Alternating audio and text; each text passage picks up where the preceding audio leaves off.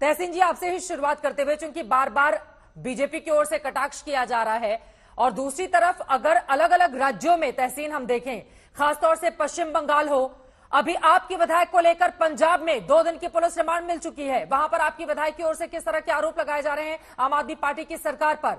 मध्य प्रदेश की लड़ाई समाजवादी पार्टी और कांग्रेस की अलग अलग तरीके से देखने को मिल रही है। अगर ऐसे ही लड़ेगा इंडिया तो फिर कैसे जुड़ेगा इंडिया? चित्रा जी, अव्वल तो अनंत चतुर्दशी की और ईद मिलाद उन नबी की आप सबको हार्दिक शुभकामनाएं और मुबारकबाद देना चाहता हूँ। सॉरी, थोड़ा सा आवाज आ रहा है। मैं आज पुणे में हूँ। आज हमारे गणेश जी की विदाई हो रही है, तो हमारे वहाँ सेलिब्रेशन चल रहा है और ये उम्मीद है कि अगले बार गणेश जी जल्दी आएंगे और उसी के साथ सद्बुद्धि लाएंगे और आपको थोड़ी सी सद्बुद्धि देंगे गणेश जी। ये प्रार्थना हम सब कर रहे हैं। देखिए चित्रा जी, आपने बिल्कुल सही कहा। आप आम आदमी पार्टी को ये समझना चाहिए कि जो इल्जाम वे खुद भाजपा पे लगाते हैं कि भाजपा ऑटोक्रेटिक है, एजेंसियों का दुरुपयोग करती है, मनीष सिसोदिया जी के केस में, सत्येंद्र जी के केस में, अन्य केस में, वो आरोप आज उन पे लग रहा है और एक गठबंधन है। ये बात ठीक है कि पंजाब में और केरल में लड़ाई होगी कांग्रेस और लेफ्ट और कांग्रेस और आपके बीच में, क्योंकि इन दो सूबों में बीजेपी का कुछ लेना देना नहीं है। तो जो भी जीते तो एंटी बीजेपी केंद्र में होगा, उसमें कोई दिक्कत नहीं है। लेकिन अगर आप इस तरह की हरकत करोगे तो फिर आप में और भाजपा में क्या फर्क है? आप वही कर रहे हो जो भाजपा कर रही है। फिर आपके पास विक्टिम कार्ड खेलने का कोई राइट नहीं है। दूसरी चीज आपको याद होगा चित्रा जी, आप ही ने रिपोर्ट किया था, प्रताप सिंह बाजवा जी ने कहा था कि आपके काफी विधायक नाराज चल रहे हैं और वो कांग्रेस में आना चाहते हैं, और ये बात की सच्चाई है।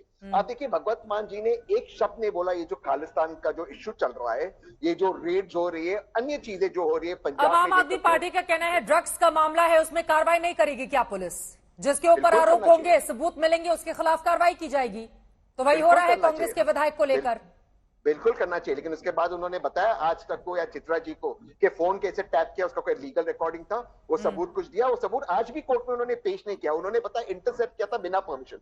दूसरी चीज, अगर ड्रग्स भारत में आ रहा है, ड्रग्स कभी भी भारत में प्रोड्यूस नहीं होता। ये ड्रग्स या तो गुजरात के पोर्ट से आ रहा है या तो पंजाब के बॉर्डर से आ रहा है, फ्रॉम अफगानिस्तान एंड पाकिस्तान। तो बॉर्डर कौन कंट्रोल कर रहा है? वहां पर आपने एक्शन क्यों नहीं लिया? तो सवाल ये है कि आम आदमी पार्टी के पास ना कोई केस है, केस खारिज होगा। केस के मैंने कुछ कागज देखे, ये कुछ होगा नहीं केस का, लेकिन आम आदमी पार्टी जो कर रही है बेहद डेंजरस है और जो चीज वो भाजपा को अक्यूज करती है वही कर रही है। इससे मैं बिल्कुल एक बात समझ से परे है तहसीन जी, उसके बाद बाकी मेहमानों के पास में जाऊंगी। अगर आम आदमी पार्टी कांग्रेस को लेकर इतना डेंजरस कर रही है, तो वहीं दूसरी तरफ आप लोग एक मंच पर आकर मोदी सरकार को हिलाने का दम भरते हैं। जनता पूछेगी नहीं कि कौन सा चाल चरित्र और चेहरा है इंडिया गठबंधन का? नहीं, तो उसमें मैं शुरुआत में समझाया, मैं दोबारा से समझाता हूं। इंडिया जो गठबंधन है, चाहे वो पंजाब या केरल, मैं केरल को भी इसमें ऐड कर रहा हूं, इस सूबे को, चाहे वो लेफ्ट जीते या कांग्रेस जीते, आम आदमी पार्टी जीते या कांग्रेस जीते, इन दोनों सूबों में भाजपा का कुछ लेना देना नहीं है। तो उससे कोई फर्क नहीं पड़ता, जीतेगी तो एंटी बीजेपी होगी, तो उससे कोई फर्क नहीं पड़ता। लेकिन मैं इस चीज को मानता हूं कि जो राइवलरी होनी चाहिए वो पॉलिटिकल होनी चाहिए, ना कि इस तरह की बातें करनी चाहिए कि आप पुलिस का और एजेंसीज का दुरुपयोग करो। आप कैसे कह सकते हो आपने सही उपयोग किया, लेकिन मनीष सिसोदिया जी के साथ गलत हुआ। अब अरविंद केजरीवाल जी पे एक्शन होगा, प्रवीण सूद जी एक्शन लेंगे मणिपुर के बाद, मणिपुर से आने के बाद। ठीक है, समझ गए मैं आपकी बात। ठीक है, लेकिन यही तो बात है ना कि अगर राज्यवार इस तरह की कार्रवाई होगी और केंद्र में आकर आप लोग हुंकार भरेंगे कि मोदी सरकार को हराना है, तो फिर पलटकर जनता जब जवाब मांगेगी, उसका जवाब आप लोग किस रूप में देंगे? आगे कुछ और सवाल में आऊंगी, लेकिन राखी राठौर जी, बीजेपी को मौका मिल गया है क्या इस पूरे मामले में मजे लेने का? देखिए, करते रहते हैं या केवल भाषणबाजी करते रहते हैं और काम तो कुछ करते नहीं है। ये लोग ये चाहते हैं कि मैं इनके सामने झुक जाऊं, ये लोग चाहते हैं कि ये मेरे को तोड़ दें। वो नहीं होने वाला, केजरीवाल झुकने वाला नहीं है। ये फर्जी इंक्वायरी, जितनी मर्जी इंक्वायरी कर ले, जितनी मर्जी केस कर ले, मैं झुकने वाला नहीं हूं।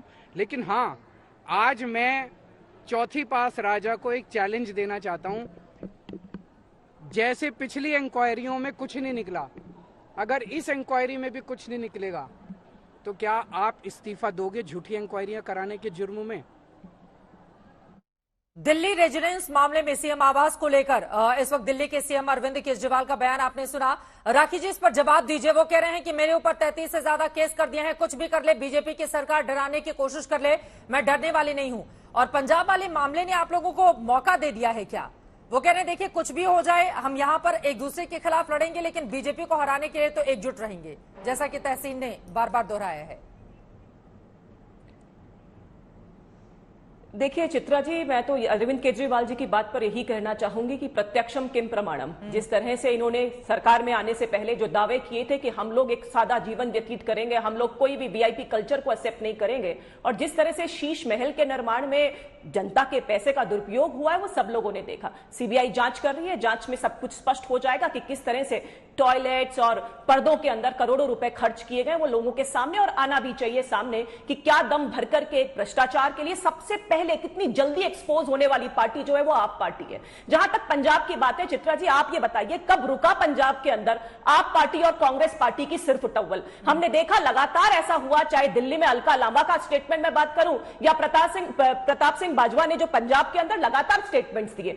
और मैं ये पूछना चाहती हूं तहसीन पूनावाला जी से कि राज्यों के अंदर आपकी नीतियां अलग अलग हैं, आपके जो विचार है वो बिल्कुल ऑपोजिट है, चाहे वो मैं केरल की बात करूं, चाहे मैं वेस्ट बंगाल की बात करूं, चाहे मैं मध्य प्रदेश की बात करूं, दिल्ली की, पंजाब की। आप क्या नीति दे पाएंगे जनता को, क्योंकि आप सामने वाली जो पार्टी है जो आपकी ही डॉटेड अलायंस का एक पार्ट है उसकी नीतियों के खिलाफ बोलते आए हैं। जब अरविंद केजरीवाल राजस्थान आते हैं, छत्तीसगढ़ आते हैं तो कांग्रेस पार्टी की लगातार उनकी नीतियों के खिलाफ बोलते हैं। जब वेस्ट बंगाल के अंदर अधीर रंजन चौधरी जी ममता बनर्जी की पॉलिसीज, उनकी विदेश यात्रा और उनके डेंगू से जो वहां प्रॉब्लम्स हो रही है उस बारे में कमेंट करते हैं, तो जनता समझती है कि इनकी नीतियां 10 दिशाओं में जाने वाली नीतियां और इसीलिए जनता इस तरह की सरकार को, इस तरह की एक पार्टी को कभी भी एक्सेप्ट नहीं करेगी। क्योंकि यूपीए गवर्नमेंट में हमने देखा कि किस तरह से एक मजबूरी वाली सरकार जो है वो देश को नेगेटिव डायरेक्शन में ले जाती है, कैसे फ्रजाइल 5 में हमारी अर्थव्यवस्था उस समय पहुंच गई थी। गलती करेगी नहीं देशवासी, क्योंकि देख रहे हैं कि किस तरह के डिस्प्यूट्स इन लोगों के बीच में। और देखिए विकास के ताना बाना अगर बुनना है तो हमें नीति की सूत, नियत की कपास और नेता रूपी जुलाहा चाहिए। इनके पास ना नीति है, ना नेता है, ना कोई नियत इनकी स्पष्ट है, और नियत भ्रष्टाचार सामने नजर ही आ रहा है। ये यूपीए गवर्नमेंट ने जो सेकंड टेन्योर था उसमें इन सभी पार्टियों ने मिलकर के 20 लाख करोड़ का पूरा घोटाला किया। वो देशवासियों ने देखा, बदल दिया, इसे गर्त में डालने का काम नहीं करेंगे। लट्ठम लट्ठा अक्सर इसका इस्तेमाल किया जाता है अलग अलग टर्म के लिए। लेकिन तहसीन पूनावाला जी, पलटकर आप लोगों से सवाल पूछा जाएगा। अधीर रंजन चौधरी उधर कह रहे हैं टीएमसी का पतन निश्चित है, इसको तो भगवान भी नहीं बचा सकता, और फिर उसी टीएमसी के साथ दिल्ली के लिए आप लोग गठजोड़ करने के लिए चले आते हैं। सर ये कांग्रेस का भी कौन सा चरित्र है कि अपने एक बड़े नेता से जो लोकसभा में आप लोगों का पक्ष रखते हैं मजबूती से, उनको छोड़ दिया है ममता बनर्जी पर निशाना साधने के लिए बंगाल में? चित्रा जी, मैं अभी एक्सपोज करता हूँ बीजेपी को, लेकिन उसके बाद उनको 10 सेकंड का मौका देना मेरे सवाल का अंत में उत्तर देने के लिए, सिर्फ 10 सेकंड का। पहले उन्होंने कहा नीति और नियत है देश को आगे ले जाना।